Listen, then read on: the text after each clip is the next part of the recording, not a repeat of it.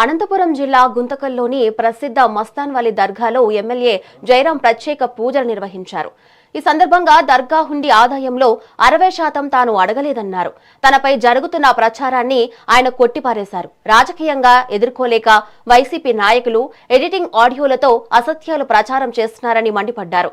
దర్గా అభివృద్ధికి వక్ఫ్ బోర్డు నిధులు ఇవ్వకపోవడంతో 60% నిధులు దర్గాకే కేటాయించాలని తాను అన్నట్టు స్పష్టం చేశారు. తనపై చేసిన ఆరోపణలను వైసీపీ నేతలు నిరూపిస్తే రాజకీయాల నుంచి తప్పుకుంటానని ఎమ్మెల్యే జయరాం సవాల్ విసిరారు. హైలైట్ అయ్యే కారణం కూడా గుమ్మనూరు జయరాం ఏం మాట్లాడినా అది వైరలే. రాష్ట్రంలో ఏ పార్టీకి అయినా ఏదైనా గుమ్మనూరు జయరాం వైరలే. ఆ వైరల్ అయింది అది నాకు నేనే అనుకుంటున్నాను, నా మంచి కోసమే వైరల్ అయింది. గుమ్మనూరు జయరాంని ఎప్పుడైనా కానీ మర్చిపోకూడదు, జనాల్లో ఉండాలనే దానికి హైలైట్ అయింది.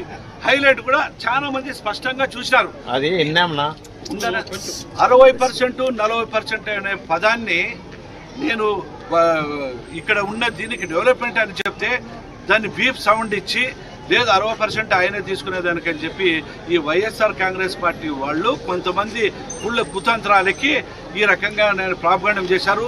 అది ఏమో కానీ మత పెద్దలు కూడా వాళ్ళందరికీ నేను ధన్యవాదాలు తెలుపుకుంటున్నా. వాళ్ళందరూ కూడా చెప్పారు ఆయన డబ్బులకు ఆశించలేదు, ఈ మస్తానయ్య స్వామి అభివృద్ధికి చెప్పడం జరిగింది, కానీ మీరు ఆ వక్రంగా మాట్లాడేది మంచిది కాదని చెప్పడం జరిగింది. అదేవిధంగా హై ఛానల్ ఆయన బ్రహ్మాండంగా వాళ్ళకి బుద్ధి వచ్చే విధంగా వాళ్ళ ఛాలెంజ్ కూడా విసిరడం జరిగింది.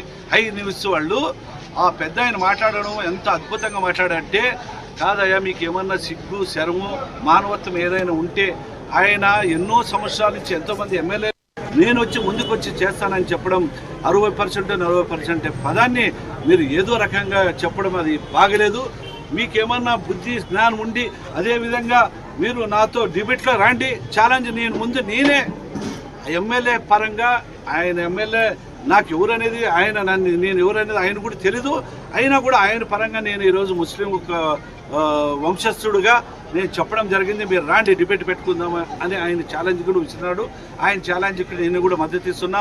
ఏమాత్రం మీ ఖలీజా మీకేమన్నా నేను మరీ భాష మాట్లాడితే మరి హైలైట్ అవుతుంది, అన్నంలో ఎక్కడో వద్దులే హైలైట్ అవుతుంది.